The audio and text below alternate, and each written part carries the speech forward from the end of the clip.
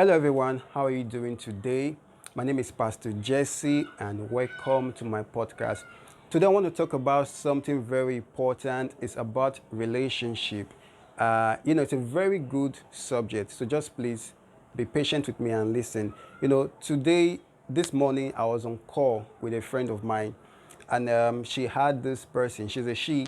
She had this person that was trying to ask her out, and and she told me about it, and I was like, okay. But there was quite an issue.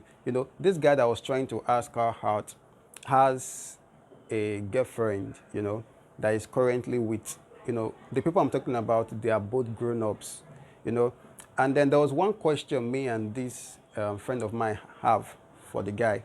It was, what about your current girlfriend? And of course she asked that question, and he said something. He said, uh, they've been having a turbulent time. Like he said, he's not really feeling how anymore. Like they are just feeling love. Lost. The love that they once begin with is already leaving.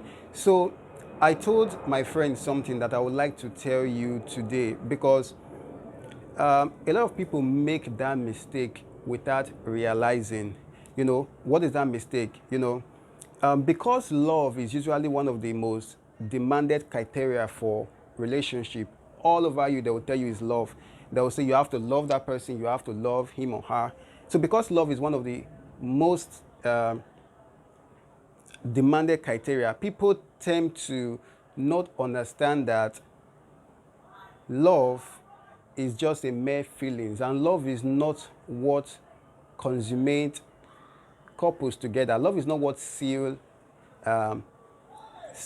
relationship between a man and a woman. Let me explain. I don't know if it's becoming too hard for you. Let me explain. Let me ask you a question. Just think about people that are married or people that are in a relationship. I want to ask you one question. you know okay, let's not even go into marriage. Let's go into relationship. When people are in a relationship, what is that one thing, that one evidence that proves they're in a relationship?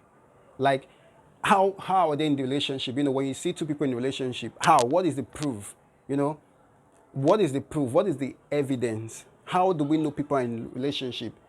Is it that they love themselves, then they're in a relationship? That's what makes them in a relationship? No, that's not the case. If it's the case, then almost the whole world will be in a relationship, because the whole world have people that they love. They're in a relationship because they've exchanged vows. They've agreed to be in one. They've confessed to each other. So you need to know something, that vows is what seal a relationship, not love. Love is the process, but vow is the commitment. So why is this important to you? It's important to you because if you don't know this, you will dictate your relationship based on your feelings. Have you ever seen people say, well, I want to leave him or her? Why do they want to leave him or her? Because they don't feel it anymore. They don't feel the love anymore. That's not how love works. That's not how it's meant to work. What did the Bible say in Genesis? In Genesis, I think somewhere around chapter 2, maybe verse 24. What did the Bible say? The Bible says, a man will leave his mother and his father's house. Then he will go to the woman's house. And they'll be what? They'll be joined together. They'll be united.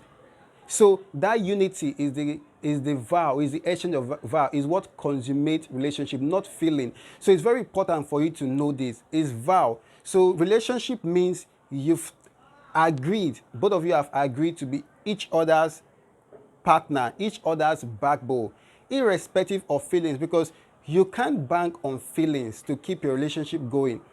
If you believe you with a partner because you love the partner, there are going to be times you're not going to feel the love anymore. Let me give you a very good reference, an analogy. Let's use siblings, families.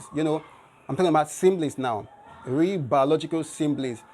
What make you siblings with your, what make you that close with your parents, with your siblings? Is it love? Are we all together because we love each other? No, DNA.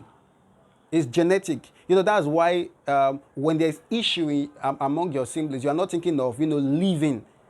I hope you get the context. I'm not saying nobody literally ever leaves, but you get the point. Okay, even if you think of leaving, you can't say, this person is not my siblings anymore. I'm not related anymore. You are still related, irrespective of how you feel about it. So the same thing with relationship. What sealed your relationship is the vow. You have to know this, because if you walk by feeling, there are going to be moments you don't feel like being in it.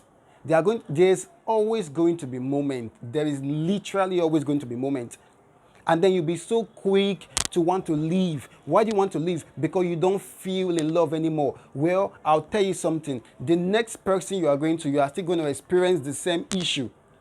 You are still going to keep living and living and living, because you're working by feelings. That's feelings. You know what feelings is? One day I feel, you feel this food is the best food in the world. The next day you feel this food is the next book in the world. That is feeling. Feeling is subject to circumstances.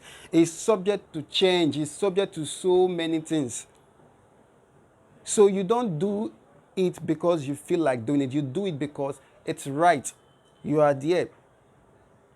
So that's just what I want to say now. So for people that are having that mentality, that if you don't love him or her anymore, then perhaps you're not meant to be together. No, there's an exchange of vow.